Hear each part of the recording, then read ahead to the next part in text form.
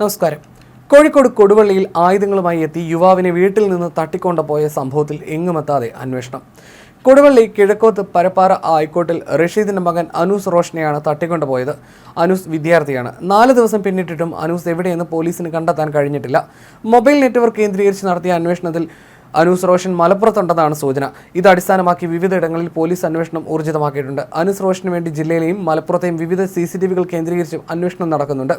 ഉത്തരമേഖല IG Rajpal Meena, rural SP KE Baiju എന്നിവരുടെ നേതൃത്വത്തിലാണ് അന്വേഷണം പുരോഗമിക്കുന്നത്. ശനിയാഴ്ച വൈകിട്ട് 4 മണിയോടെ ആയുധങ്ങളുമായി കാറിലെത്തിയ സംഘമാണ് തട്ടിക്കൊണ്ടുപോയത്. തട്ടിക്കൊണ്ടുപോകലിന് പിന്നിൽ കുഴൽപ്പണ ഇടപാടുമായി ബന്ധപ്പെട്ട തർക്കമാണെന്ന് അനൂസിന്റെ അമ്മ ജമീല വെളിപ്പെടുത്തിയിരുന്നു.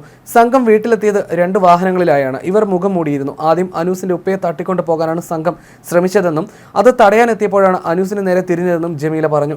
തട്ടിക്കൊണ്ടുപോകലിന് പിറകിൽ കുഴൽപ്പണ ഇടപാടുമായി ബന്ധപ്പെട്ട തർക്കമാണ്. 3 പേർക്കായി അനൂസിന്റെ സഹോദരൻ കൊടുക്കാനുള്ളത് ലക്ഷങ്ങളാണെന്നും ഒരാൾക്ക് മാത്രം 35 ലക്ഷം രൂപ കൊടുക്കാനുണ്ടെന്നും അമ്മ ജമീല പറഞ്ഞിരുന്നു. ആയുധങ്ങളുമായി കാറിലെത്തിയ സംഘം വീട്ടിൽ നിന്നുമാണ് യുവാവിനെ തട്ടിക്കൊണ്ടുപോയത്. ഇവരുടെ കയ്യിൽ നിന്ന് ഒരു കത്തി വീട്ടുമുറ്റത്ത് വീണിട്ടുണ്ട്.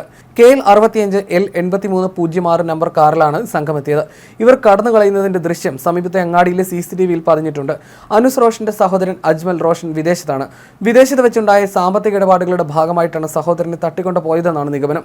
സംഘം വൈകുന്നേരം വീട്ടിലെത്തി ബെല്ലടിച്ചു. ആ സമയത്ത് അനൂസിന്റെ പിതാവ് പുറത്തേക്ക് വന്നു. സംഘത്തിലെ 2 പേർ മുൻപും വീട്ടിൽ വന്നിട്ടുണ്ടെന്ന് വീട്ടുകാർ പറയുന്നു. പൈസ തരാം, സാവകാശം തരണമെന്ന് പറഞ്ഞെങ്കിലും അനൂസിനെ ബലമായി പിടിച്ചുകൊണ്ട് പോവുകയായിരുന്നുവെന്നും അമ്മ ജമീല പ്രതികരിച്ചിരുന്നു.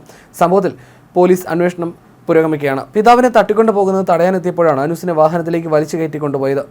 സംഘത്തിലുള്ള ഒരാളെ കണ്ടുപരിചയമുണ്ടെന്നും അയാൾ 2 തവണ വീട്ടിൽ വന്നിട്ടുണ്ടെന്നും ഉമ്മ ജമീല പറയുന്നു.